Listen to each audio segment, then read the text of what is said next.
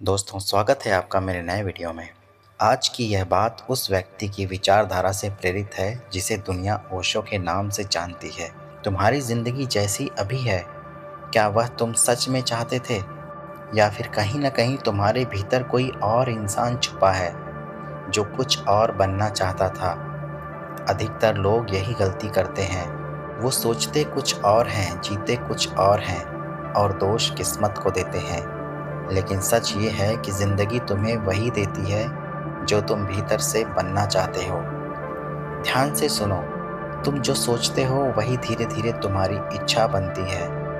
जो इच्छा बनती है वही तुम्हारे कर्म बनती है, और जो कर्म बनते हैं वही तुम्हारी आदत बन जाती है। फिर वही आदतें मिलकर तुम्हारा पूरा जीवन बना देती हैं। लेकिन यहाँ एक बहुत गहरी बात है जिसे लोग समझ नहीं पाते। तुम जो ऊपर-ऊपर से चाहते हो वह मायने नहीं रखता। मायने रखता है वह जो तुम भीतर से मान चुके हो। अगर तुम भीतर से मान चुके हो कि मैं कमज़ोर हूँ, तो चाहे तुम 1000 मोटिवेशनल वीडियो देख लो, तुम वही बनोगे जो तुम पहले से मान बैठे हो। अगर तुम भीतर से मान चुके हो कि मेरे साथ तो हमेशा गलत ही होता है, तो ज़िंदगी तुम्हें हर दिन साबित करके दिखाएगी कि तुम सही थे। ज़िंदगी बहस नहीं करती, ज़िंदगी तुम्हारी मान्यता को स्वीकार कर लेती है। अब ज़रा अपने बचपन को याद करो। जब तुम छोटे थे तब तुम्हें डर नहीं लगता था, तब तुम्हें असफलता का मतलब नहीं पता था, तब तुम जो चाहते थे सीधे चाहते थे। लेकिन धीरे धीरे समाज आया, माता पिता आए, शिक्षक आए, रिश्तेदार आए, सब ने एक एक वाक्य तुम्हारे भीतर डाल दिया, यह तुम्हारे बस का नहीं है, इतना बड़ा सपना मत देखो, पहले सुरक्षित रहो, लोग क्या कहेंगे। और तुम्हारा मन जो खुला हुआ था धीरे धीरे बंद होने लगा। अब एक बहुत ज़रूरी बात समझो, दुनिया तुम्हें कभी नहीं बताएगी कि तुम क्या बन सकते हो। दुनिया सिर्फ यह बताएगी कि वो खुद क्या नहीं बन पाई। जो खुद डर में जी रहा है वह तुम्हें साहस नहीं दिखा सकता। जो खुद औसत जिंदगी जी रहा है वह कभी साधारण बनने नहीं देगा। इसलिए ज़रूरी है कि तुम यह देखो कि तुम्हारी इच्छा तुम्हारी है या किसी और की दी गई है। अगर तुम किसी और जैसा बनना चाहते हो तो तुम खुद को खो रहे हो, और जो खुद को खो देता है वह कभी वह नहीं बन सकता जो वह बन सकता था। यहाँ एक गहरी सच्चाई है, तुम्हें कुछ बनने की ज़रूरत नहीं है। तुम पहले से बहुत कुछ हो, सिर्फ तुम्हें याद करना है। बीज को अगर गुलाब बनना है तो उसे रोज़ आईने में देखकर यह कहने की ज़रूरत नहीं होती कि मैं गुलाब हूँ। उसे बस सही मिट्टी, सही पानी और सही धूप चाहिए। इंसान की समस्या ये है कि वह बीज होकर भी पेड़ बनने की जल्दी में है।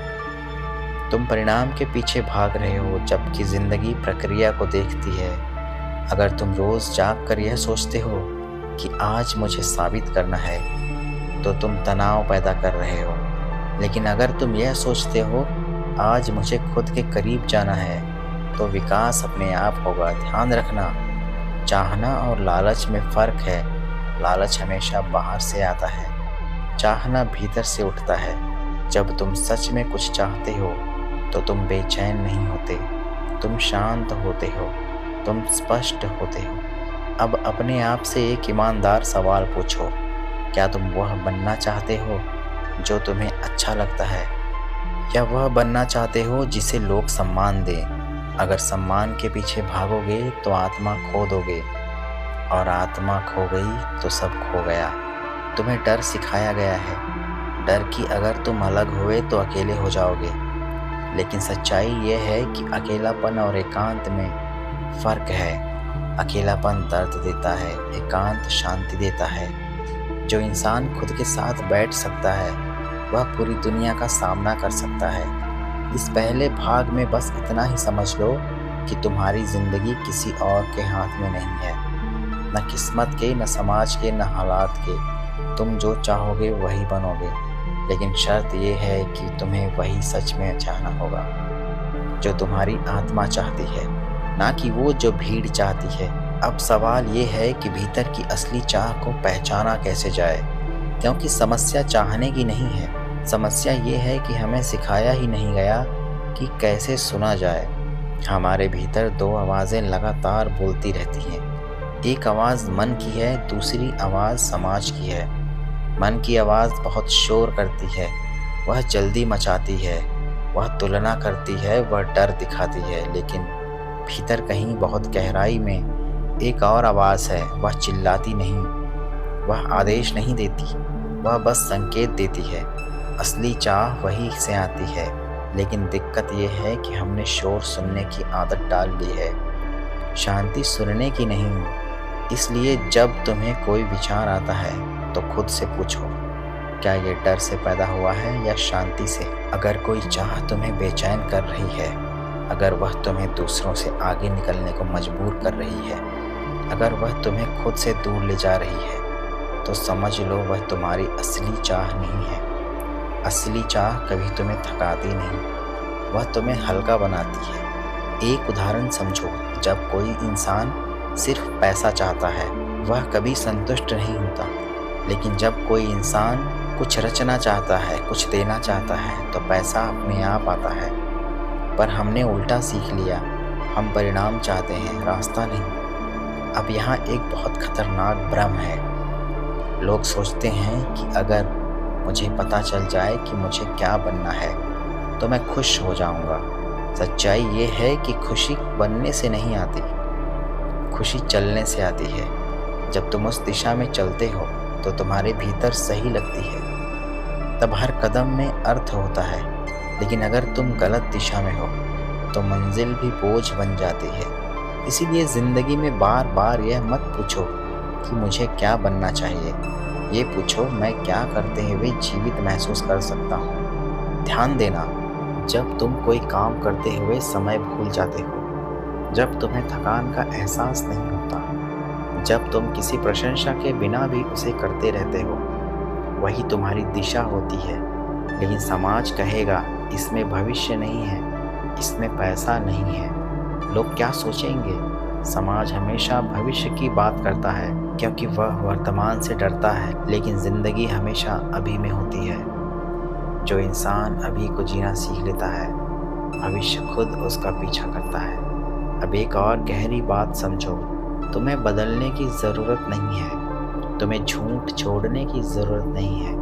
तुमने अपने ऊपर कई नकाब पहन रखे हैं, अच्छा बेटा बनने का, अच्छा पति बनने का, अच्छा सामाजिक इंसान बनने का। लेकिन सवाल ये नहीं है कि तुम दूसरों के लिए क्या हो, सवाल ये है कि तुम खुद के लिए क्या हो। जब तुम खुद से झूठ बोलते हो तो ज़िंदगी सज़ा देती है, तनाव के रूप में, अशांति के रूप में, खालीपन के रूप में। और जब तुम खुद के साथ ईमानदार होते हो तो ज़िंदगी इनाम देती है, शांति के रूप में। डर लगेगा, ये सच है। जब तुम अपनी असली चाह की तरफ बढ़ोगे तो लोग तुम्हें समझ नहीं पाएंगे। कुछ लोग मजाक उड़ाएंगे, कुछ लोग डराएंगे, लेकिन याद रखना, जो तुम्हें रोक रहा है वह खुद कभी चला ही नहीं। जो इंसान अपनी ज़िंदगी से खुश नहीं है वह तुम्हें खुश नहीं देख सकता। इसलिए अगर तुम सच में कुछ बनना चाहते हो तो अकेले चलने का साहस रखो। अकेले चलने का मतलब ये नहीं कि तुम दुनिया छोड़ दो, इसका मतलब है कि तुम भीड़ से अनुमति लेना बंद कर दो। सबसे पहले एक भ्रम तोड़ो। लोग सोचते हैं कि बदलने के लिए कोई बड़ा कदम उठाना पड़ेगा, नौकरी छोड़नी पड़ेगी, सब कुछ पलटना पड़ेगा। सच्चाई ये है कि बदलाव हमेशा बहुत छोटे से शुरू होता है। ज़िंदगी छलांग से नहीं बदलती, ज़िंदगी दिशा बदलने से बदलती है। अगर आज तुम डर से जी रहे हो तो अचानक निडर बनने की कोशिश मत करो। बस इतना करो कि डर को देखना सीख लो। डर से लड़ो मत, डर से भागो मत, डर को बस देखो। जिस दिन तुम डर को बिना भागे देख लेते हो, उसी दिन डर अपनी शक्ति खो देता है। अब एक बहुत गहरी बात समझो, तुम्हारी पुरानी पहचान ही तुम्हारी सबसे बड़ी रुकावट है। तुम खुद को किसी नाम से जानते हो, मैं ऐसा इंसान हूँ, मैं ऐसा नहीं कर सकता, मेरी उम्र ये है, मेरी हालत ऐसी है। यह सब पहचाने हैं, और पहचान हमेशा अतीत से आती है, लेकिन जीवन हमेशा वर्तमान में होता है। जब भी तुम कहते हो मैं ऐसा ही हूँ, तुम अपने भविष्य का दरवाज़ा बंद कर देते हो। इसलिए धीरे धीरे अपने बारे में निष्कर्ष निकालना बंद करो। खुद को परिभाषित मत करो, खुद को खोजते रहो। अब सवाल आता है रोज़मर्रा की ज़िंदगी का।